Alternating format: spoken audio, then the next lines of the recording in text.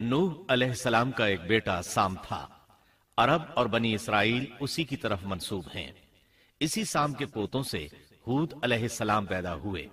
इनका नसबनामा इस तरह है: हूद बिन अब्दुल्लाह बिन रिबाह बिन जारूद बिन आमिर बिन औस बिन इरम बिन साम बिन नूह। हूद अलैहिस्सलाम की कौम को कौम आद और कौम इरम भी कहा जाता है, क्योंकि आद और इरम हूद अलैहिस्सलाम के अजदाद थे। कौम हूद अहकाफ नामी एक बस्ती में आबाद थी, और ये बस्ती उमान और हजरा मौत के दरमियान रेत के टीलों वाले इलाके में थी।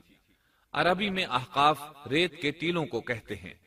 ये इलाका समुंदर के किनारे वाक़ था और शहुर के नाम से पुकारा जाता था।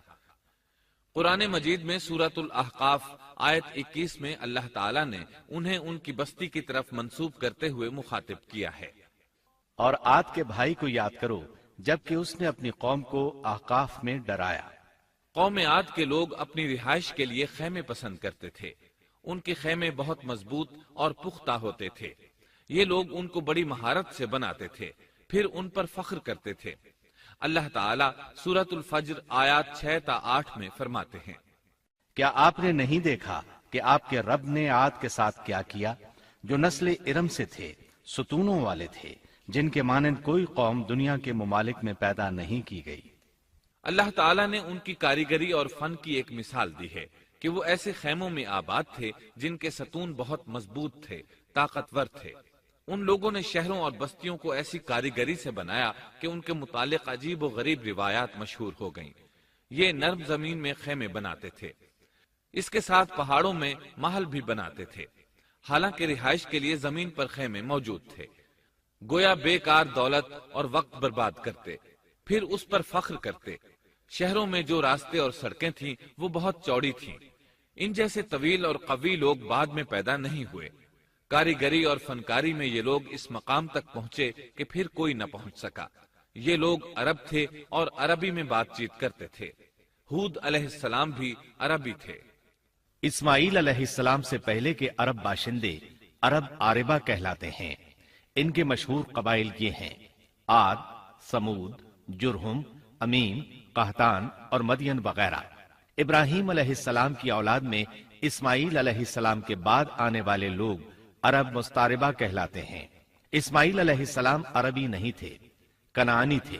जब इब्राहीम अलैहिस्सलाम इस्माईल अलैहिस्सलाम को मक्का मुअज्जमा में छोड़ आए और इस्माईल अलैहिस्सलाम ने अरबों से मेल जोल कायम किया तो उनसे अरबी सीख ली और इसमें बहुत महारत पैदा कर ली, यहां तक कि आपको अरब का फसीह कहा जाने लगा। अहले अरब में फसाहत व बलागत आप ही से आई। रसूलुल्लाह सल्लल्लाहु अलैहि वसल्लम भी इसी अंदाज में फसीह व बलीग अरबी में बात करते थे। तूफान नूह के बाद जब दोबारा लोगों को पैदा किया गया तो वो एक मर्तबा फिर इन बस्तियों में रहने के लिए चले गए जहां नूह अलैहिस्सलाम रहा करते थे। नूह अलैहिस्सलाम शाम के शिमाल और तुर्की के जुनूबी इलाकों में रहा करते थे। लोग यहाँ आबाद हो गए। फिर यहाँ से कुछ लोग फिलिस्तीन और शाम की तरफ हिजरत कर गए और कुछ लोग जजीरे की तरफ हिजरत कर गए और कौम आद जजीरे के जुनूब में आकर आबाद हो गई। उस वक्त तमाम लोग तौहीद पर थे। तूफान के साथ जब जमीन पामाल हो गई तो उस पर सिवाय नूह अलैहिस्सलाम की औलाद के और कोई जिंदा न रहा। ये लोग तौहीद परस्त थे, लेकिन वक्त के साथ साथ कौम आद आबाद हुई और शैतान ने उनके दिलों में वसवसा डाला। इस तरह वो शैतान की इबादत करने लगे। चुनाचे कौम नूह के बाद सबसे पहले जिस कौम ने बुत परस्ती इख्तियार की वो कौम आद थी। इस कौम को अल्लाह ताला ने बहुत डील डॉल दिया था। वो बहुत ताकतवर कौम थी। मुफस्सिरीन बयान करते हैं कि उनके जिस्म बहुत मजबूत और ठोस थे, कद बहुत लंबे थे। आदम अलैहिस्सलाम का कद 60 हाथ था। इस कौम का कद भी करीबन इतना ही था। इस तरफ सूरतुल आराफ आयत 69 में इशारा मौजूद है। अल्लाह ताला फरमाते हैं, और तुम वो हालत याद करो जब अल्लाह ने तुम्हें कौम नूह के बाद जानशीं बनाया और डील डॉल में तुम्हें ज्यादा फैलाव दिया, सो तुम अल्लाह की नेमतों को ज्यादा याद करो ताकि तुम फलाह पा जाओ। हूद अलैहिस्सलाम की जुबानी अल्लाह ताला उनकी फनकारी को बयान करते हुए फरमाते हैं कि हूद अलैहिस्सलाम ने उनसे कहा, क्या तुम एक एक टीले पर बतौर खेल निशान लगा रहे हो? مطلب یہ کہ یہ لوگ پہاڑوں کی چوٹیوں پر محل تعمیر کرتے تھے۔ جب ان سے کہا جاتا کہ تم رہتے تو زمین پر ہو اور گھر پہاڑوں پر بناتے ہو، اس کی کیا وجہ ہے؟ اور تم اتنے مضبوط محل تعمیر کر رہے ہو، گویا ہمیشہ یہیں رہو گے۔ وہ لوگ دراصل ٹیلوں، گھاٹیوں، دروں اور پہاڑوں پر عمارات تعمیر کرتے تھے، اور ان کا مقصد ان میں رہنا نہیں تھا، بلکہ صرف کھیل کود کے لیے ایسا کرتے تھے۔ ہود علیہ السلام نے انہیں جھنجھوڑا کہ تم ایسا کام کیوں کرتے ہو جس کا کوئی مقصد نہیں، جس کام کے فضول ہونے میں کوئی شک نہیں۔ ہود علیہ السلام انہیں واعظ کرتے تھے۔ اے میری قوم، اللہ نے تمہیں بڑی قوت سے نوازا ہے۔ تمہاری طاقت کا عالم یہ ہے کہ جب تم کسی پر ہاتھ ڈالتے ہو تو ظلم کرتے ہو، کوئی شخص تمہارے سامنے آنا گوارا نہیں کرتا۔ لہذا اللہ سے ڈرو اور میری پیروی کرو، اس سے ڈرو جس نے ان چیزوں سے تمہاری مدد کی۔ اللہ تعالیٰ نے اپنی ہر طرح کی نعمت، مال، اسباب، اولاد، باغات، شہر، قوت، جسامت اور صنعت کاری سے تمہیں نوازا ہے، لہذا تم اللہ سے ڈرو اور میری اطاعت کرو۔ لیکن ان کی قوم نے کوئی اثر نہ لیا، نہ ان پر ایمان لائی، الٹا لگی تکبر کرنے، اللہ کی حمد کی بجائے اس کی ناشکری کرنے لگی۔ اور تکبر کے بارے میں بات یہ ہے کہ جب سے ابلیس نے اس کو اختیار کیا، یہ اس وقت سے آزمائش بن چکا ہے۔ اللہ تعالیٰ سورہ حامیم السجدہ آیت 15 میں فرماتے ہیں، پس قوم عاد نے تو بے وجہ زمین میں سرکشی شروع کر دی اور کہنے لگے کہ ہم سے زوراور کون ہے؟ کیا انہیں یہ نظر نہ آیا کہ جس اللہ نے انہیں پیدا کیا ہے وہ ان سے بہت ہی زیادہ زوراور ہے؟ جب یہ لوگ اپنی سرکشی اور کفر میں حد سے بڑھ گئے، تب اللہ تعالیٰ نے ہود علیہ السلام کو ان کی طرف بھیجا۔ انہوں نے انہیں اللہ کی طرف بلایا اور کہا، اے میری قوم، اللہ کی عبادت کرو، اس کے سوا تمہارا کوئی معبود نہیں۔ کیا تم ڈرتے نہیں؟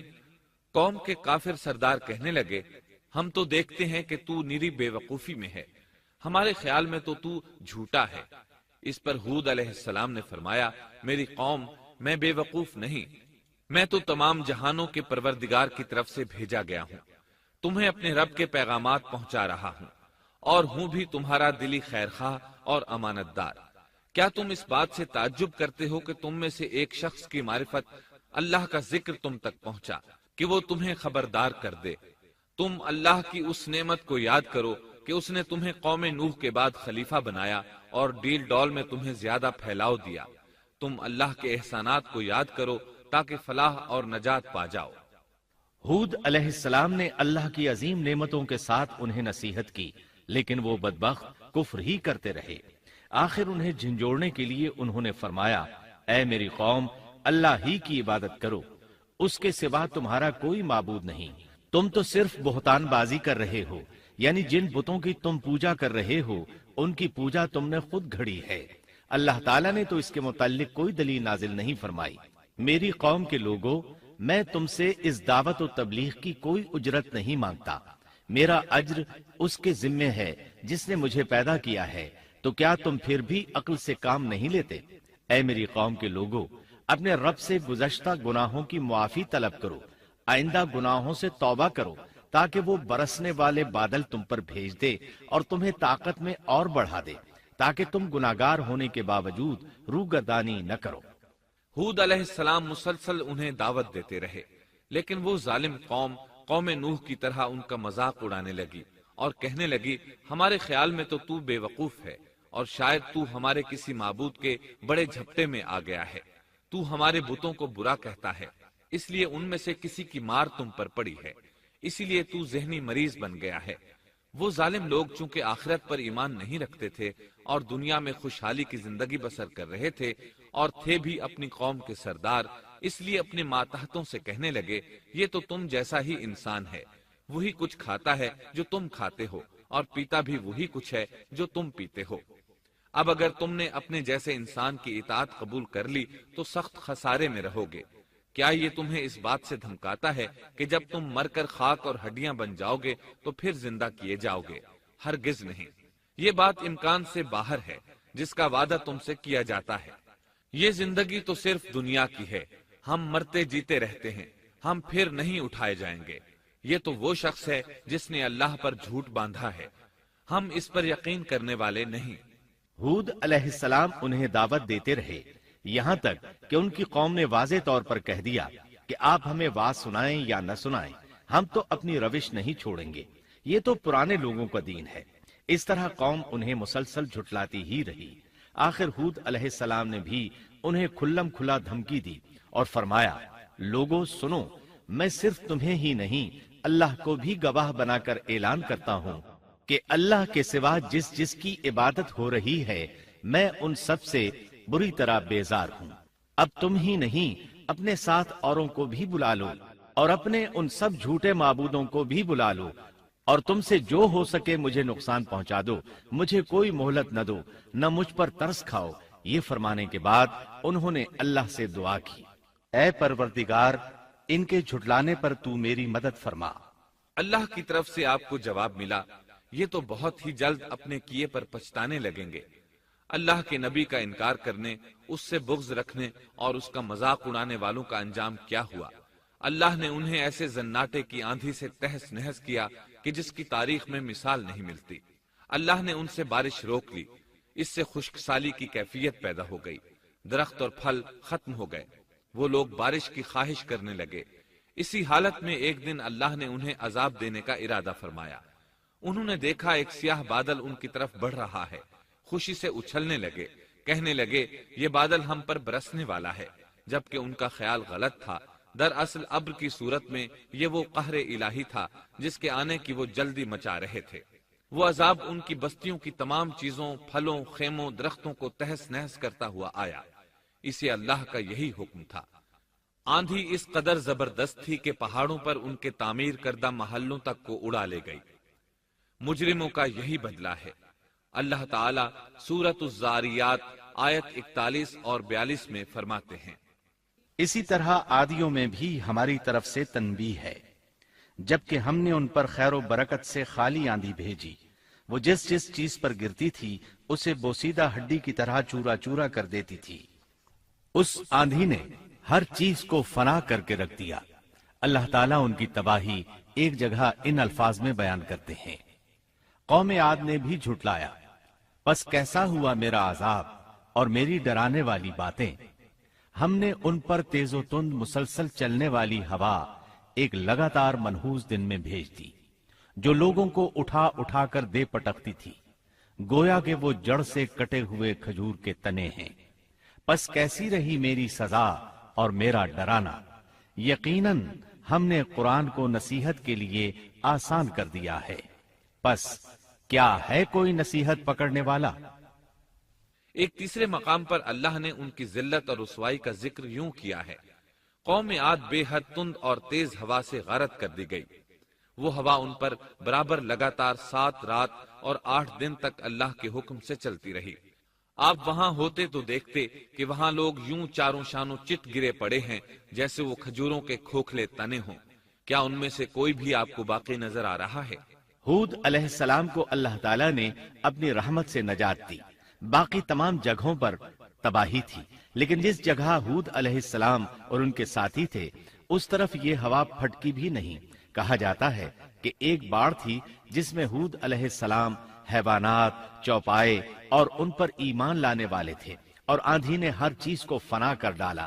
اللہ تعالیٰ سورہ آراف آیت 72 میں فرماتے ہیں، غرض ہم نے انہیں اور ان کے ساتھیوں کو اپنی رحمت سے بچا لیا اور ان لوگوں کی جڑ کاٹ دی جنہوں نے ہماری آیتوں کو جھٹلایا تھا اور وہ ایمان لانے والے نہ تھے۔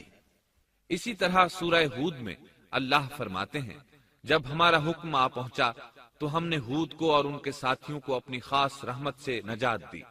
ہم نے ان سب کو سخت عذاب سے صاف بچا لیا۔ یہ تھے قوم عاد کے لوگ جنہوں نے اپنے رب کی آیتوں کا انکار کیا اور اس کے رسولوں کی نافرمانی کی، اور ہر ایک سرکش نافرمان کے حکم کو مانا۔ دنیا میں بھی ان پر لعنت لگا دی گئی اور قیامت کے دن بھی۔ دیکھ لو، قوم عاد نے اپنے رب سے کفر کیا، ہود کی قوم عاد پر لعنت ہو۔ اس طرح قوم عاد تباہ ہو گئی۔ ان کے بعد مومنوں نے ان کے باقی بچ جانے والے مکانات پر قبضہ کر لیا اور وہاں رہنے لگے۔ پھر ہود علیہ السلام نے حضرہ موت میں وفات پائی۔